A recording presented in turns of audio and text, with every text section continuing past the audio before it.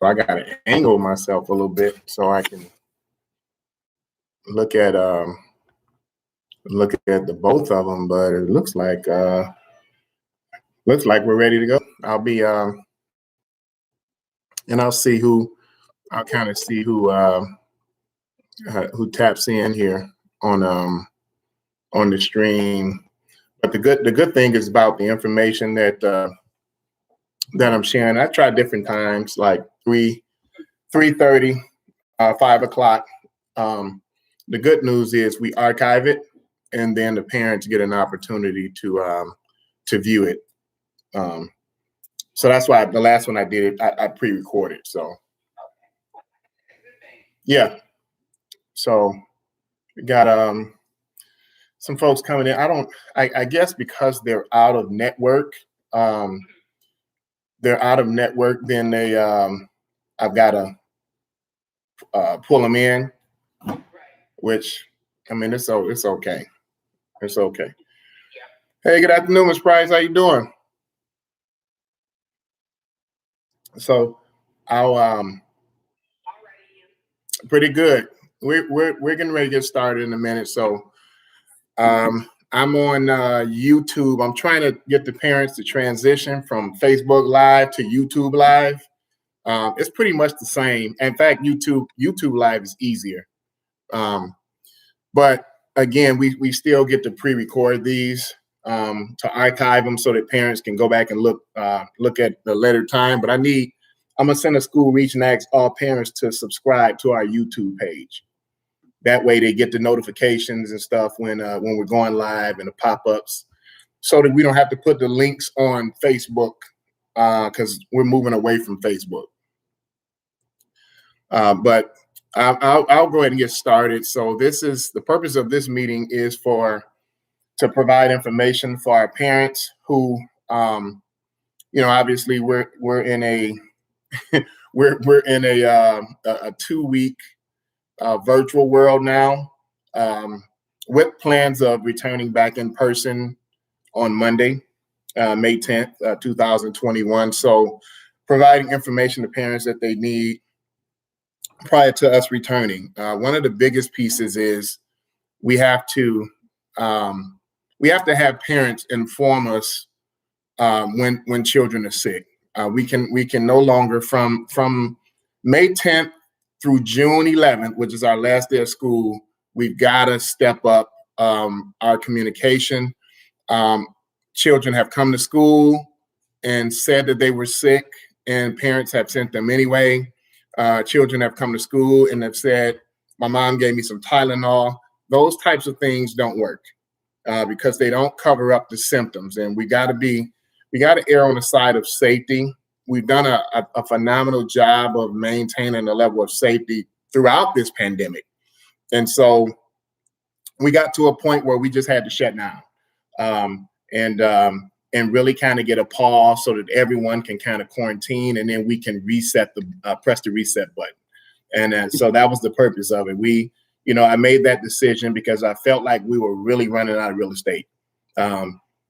We want to be full in person. We have staff members, as myself who have been vaccinated, but although you're vaccinated, you're still not crystal clear.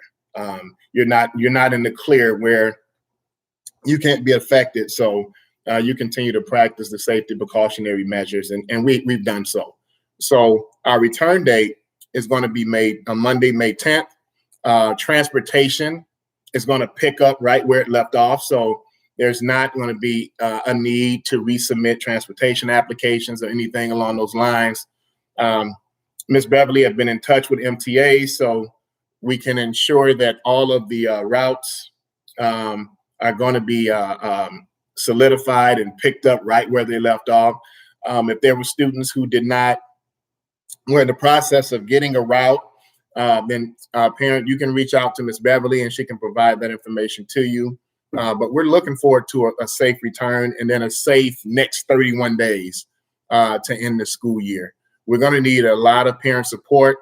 Again, parents at pickup at the end of the day, we're going to be asking that you remain in your cars in the parking lot until 3:05. And at 3:05, we'll release you all. We should have been in a position to push our buses out.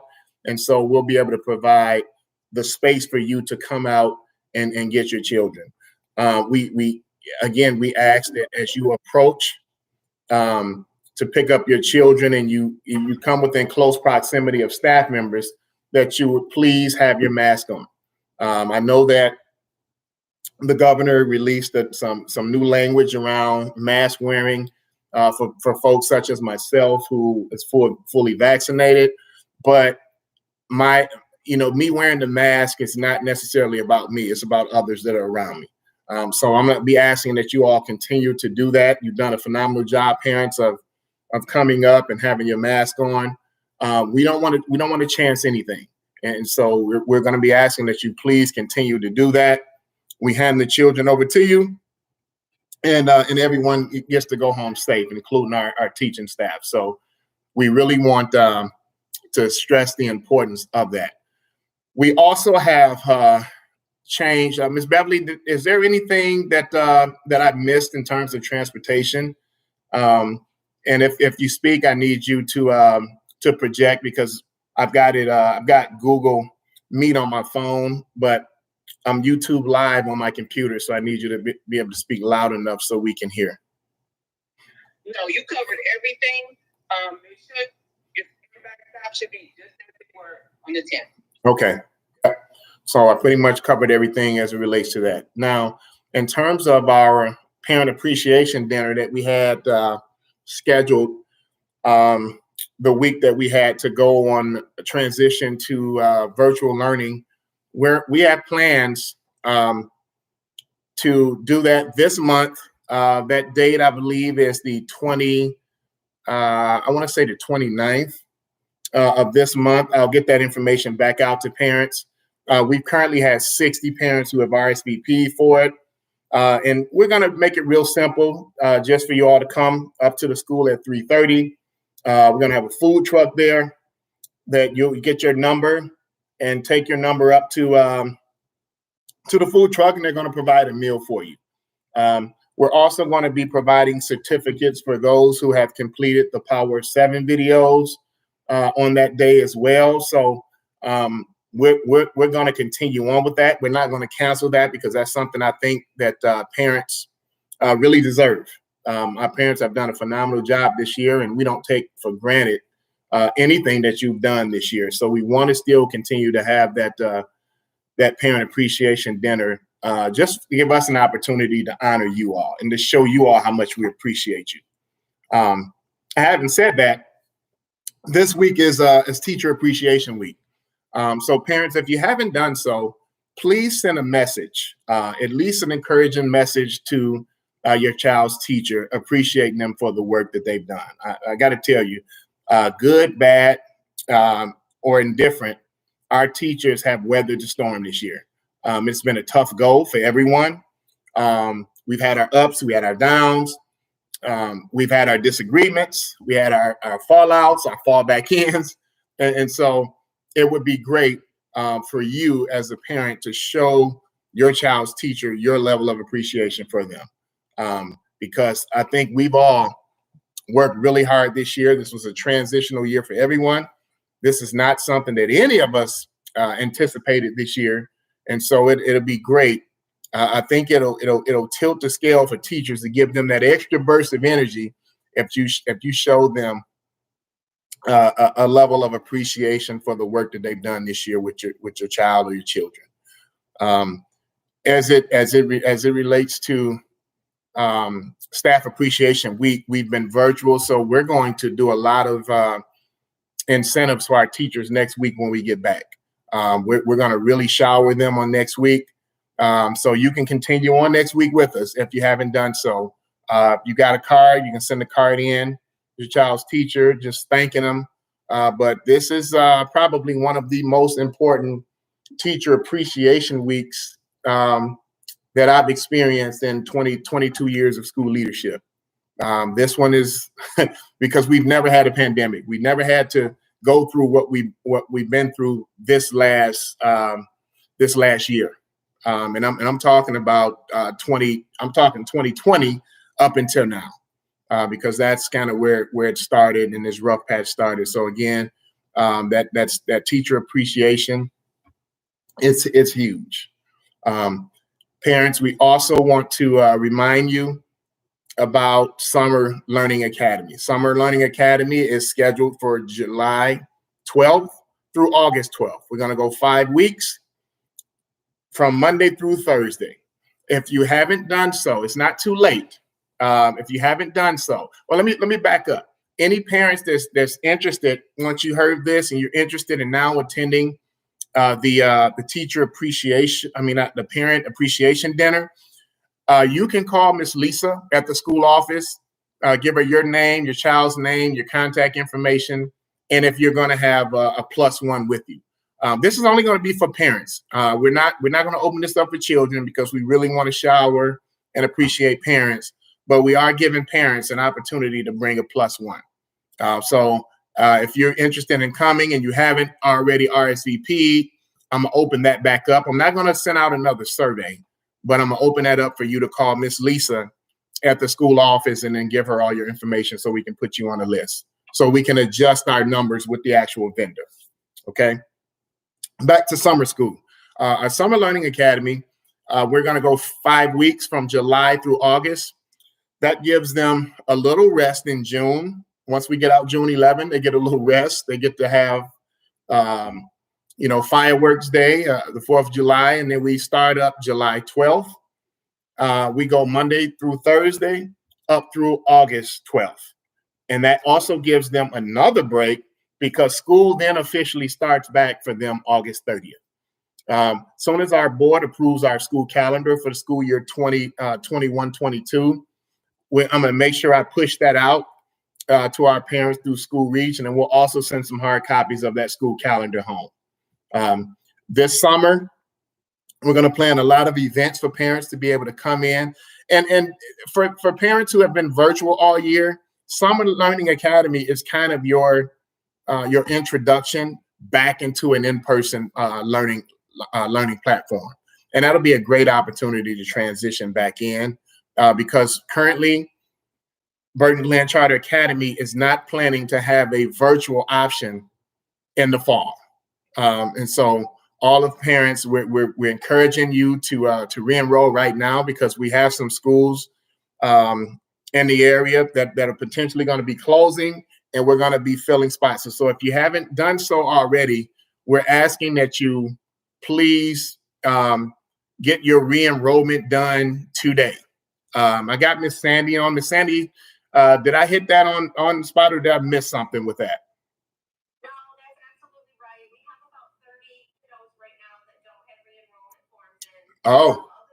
Everybody else is doing their part, so I appreciate that. Okay. Another 30 to go. Miss Sandy thanks the parents for getting their re-enrollment applications in so we can solidify seats. However, parents, we have about 30 of you that just haven't committed. And so I'd hate to be in a position where we have to give those 30 seats to other students from those other schools that are potentially going to be closing. But we've got to solidify enrollment. Once we solidify enrollment, we can really get into our summer planning of what that's going to look like, class sizes, getting all student schedules done so that in August we'll be ready to go. So please, if you haven't done so, we're going to be reaching out to you and let us know either way. If you're deciding not to return to Burton Glen Charter Academy, we want to know that too, so that we can take your child off the list in order to be able to backfill that spot. But please don't hold on to a spot, not communicating to us, not letting us know whether you're going to stay or go. And we're sitting there holding the spot, continuing to reach out to you when you haven't responded to us. Please respond to us. Let us know what your plans are, and we'll go from there. If there are some issues that kind of have you on the fence, let's discuss those as well. Give me a call. I'll get the dean involved, the child's teacher, and we can kind of game plan in terms of how we can problem solve. All right. So the other piece I have is any student that was potentially up for retention for whatever reason, whether it's attendance related, They just haven't gotten the work done, haven't been on the live sessions with teachers, haven't gotten good classroom assessment data on them. Those students, parents, you really need to be taking advantage of the Summer Learning Academy. And I'm not saying that you putting them in the Summer Learning Academy is going to tilt the scale between them being retained and moving on to the next grade level, but there is a chance that that's possible. But that has to be a talk through conversation with your child's dean, as well as the classroom teacher, and we'll kind of go from there. But we know that our students have missed a lot of in-person instruction, and for us, that is the most impactful way to teach. The virtual world, we thank you so much for partnering with us on that, but it just hasn't been an effective way of educating some of the children because they haven't been logging on consistently. Parents have had to work. Young ones are at home trying to utilize the technology. Had some struggles there, but we did it because it was just a safe model. We didn't say it was the most effective model. The most effective model was in person learning. So if your child was up and your teacher during parent-teacher conferences have discussed with you the potential of your child remaining in his or her particular grade level, then you want to give them the Summer Learning Academy opportunity so that we can close some of those gaps that were created. There's some students that are going to be, Summer Learning Academy is going to be able to tilt the scale for them to move them to the next grade level. But if you haven't taken advantage of that, just as a whole, because it gives them 5 weeks of in-person learning. And it doesn't make up for the entire 10 months of school that we've had, but it certainly helps eliminate that summer loss that happens in a traditional summer. Okay, so again, contact your child's teacher, your dean, which Dean Whiteman is the K2 dean. Dean Marble is the 3-5 dean of instruction. Dean Haney is the dean of 6-8. 6-8, she's a 6-8 dean of instruction. We have Mr. Tom Smith, who is our dean of intervention, and then we have Miss Chappell, who is our dean of special education instruction. So those are your point folks when it comes to reaching out and seeing where your child is. Obviously, your child's teacher is the first line of communication, and then beyond your child's teacher, you want to talk to those deans. You reach out to me, just know and understand I'm going to get that dean back involved because the deans are the leaders of their particular areas. And I don't do anything without involving them so that they know what's happening and they can engage in that problem solving process with us. Okay. A lot of information that I'm pouring out to you all, but this is all the information I feel like parents should know right now. And then also know that the first day of school for 2021-22 is going to be Monday, August 30th. That is Monday, August 30th. We're not going to be moving forward with delayed start Mondays. So every Monday, Tuesday, Wednesday, Thursday, and Friday, it's going to be 7:30 breakfast, and at 8 o'clock starts instruction. We've decided to cut those out simply because we feel like our students need that hour of instruction, that additional hour of instruction that we can get back. So again, we're going to push those calendars out once the board approves it. We're going to push those school calendars out so when breaks are, the winter break, the spring break, and all the other days off are the half days and the days that we have professional development. Those are the important pieces that you want to know about. So, but most importantly, the first day of school in the fall is going to be Monday, August 30th. So don't wait until the Tuesday after Labor Day to bring your child in and tell us you didn't know school started. We had some parents last year who, we were up near count day in October, and they informed us that they didn't know school started, and no one informed them that school started. So we don't want to have those those gaps in communication this year. So we're going to be over communicating the start dates this summer so that parents are clear in terms of when we're starting. So at this point, I'd like to again thank all parents for everything that you've done, all of the support that you have provided to us and partnering this year to do the best that we can with our children. They are our priority. We really felt like their safety was at the brink of being compromised, so we decided to shut things down. We have a staff also who we have at that high priority list that we felt like their safety was close to being compromised. So we decided to shut things down.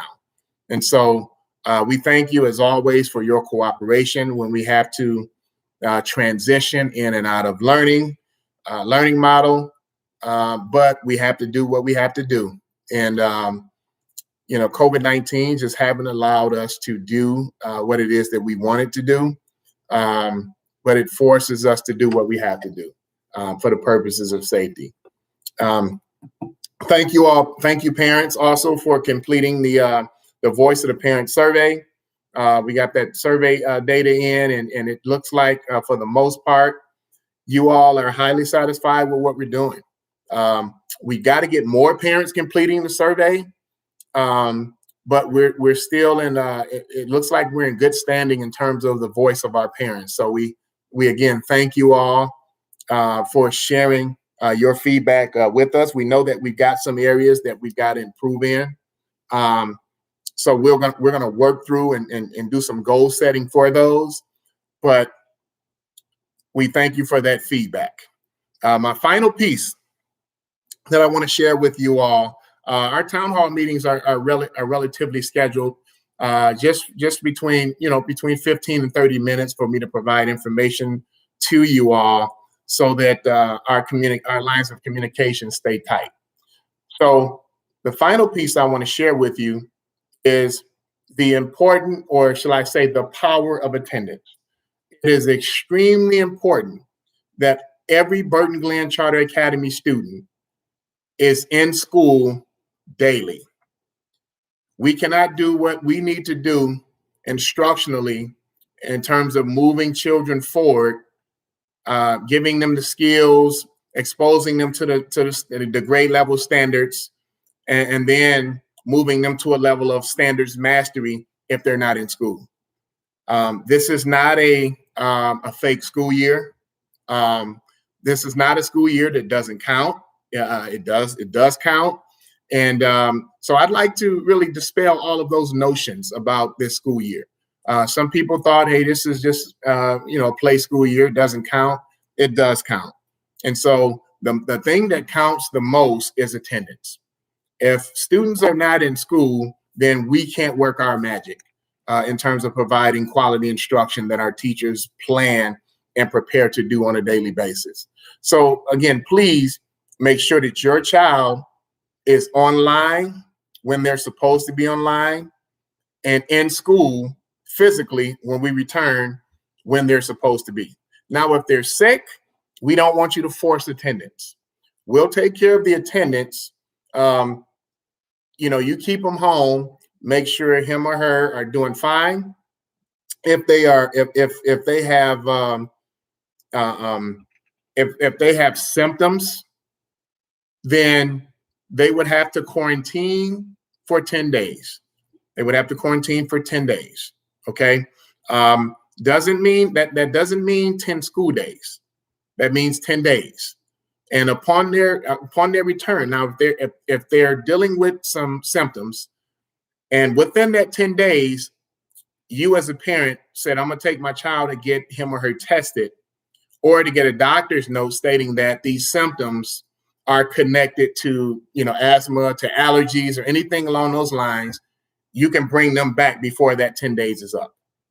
Okay, that's extremely important. However, if they are around someone, have been exposed to someone who tested positive for COVID-19, they have to quarantine for 14 days and there is no option for them to return earlier. Okay, so I want to make sure that we're crystal clear with that. Our point person on that is Miss Lisa Cole, who's been keeping very good records of the symptoms that some of our students have had, and really informing me of what's taking place and when those students can return. So parents, work with us on that.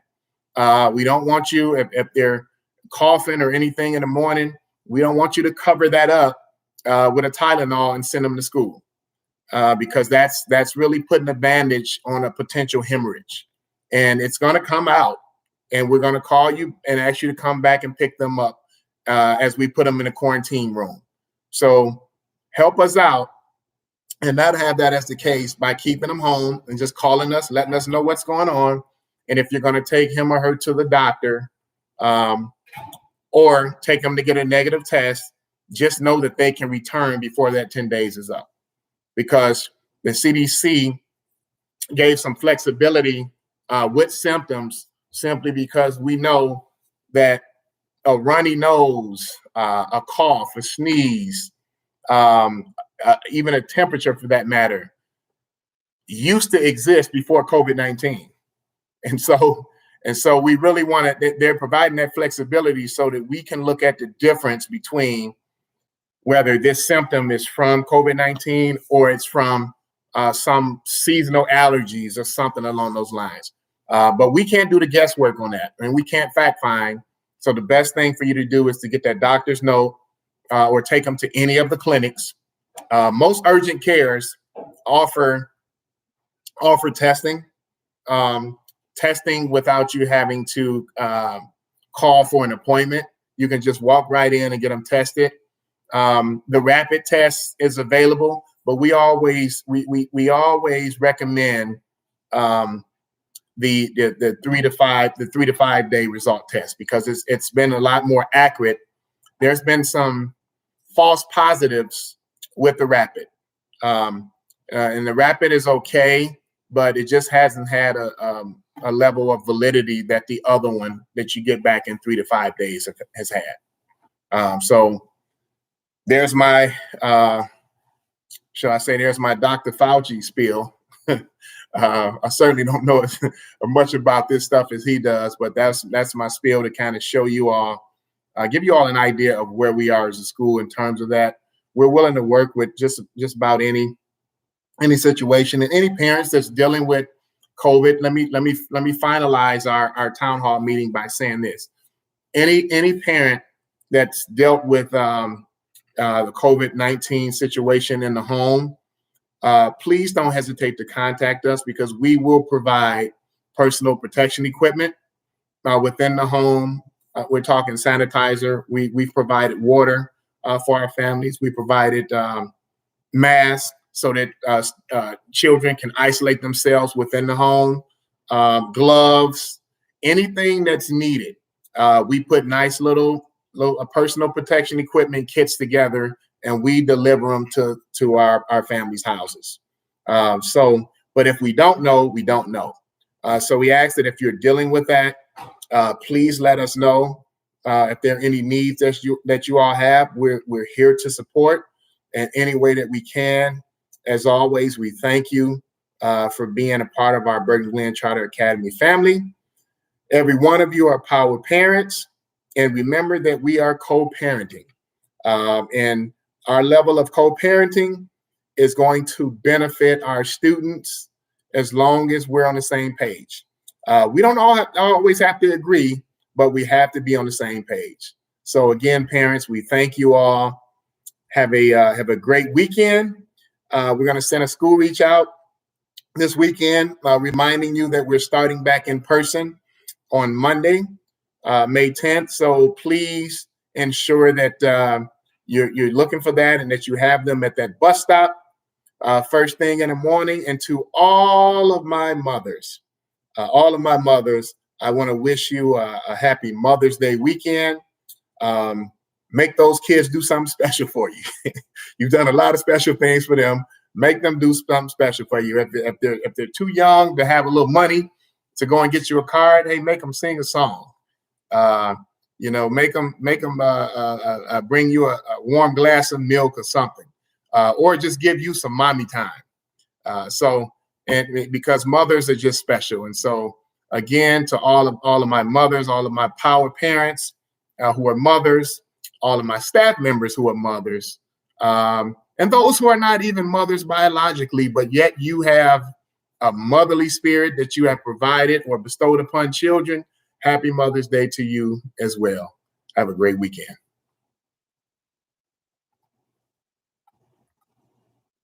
Thanks. Have a good one. All right.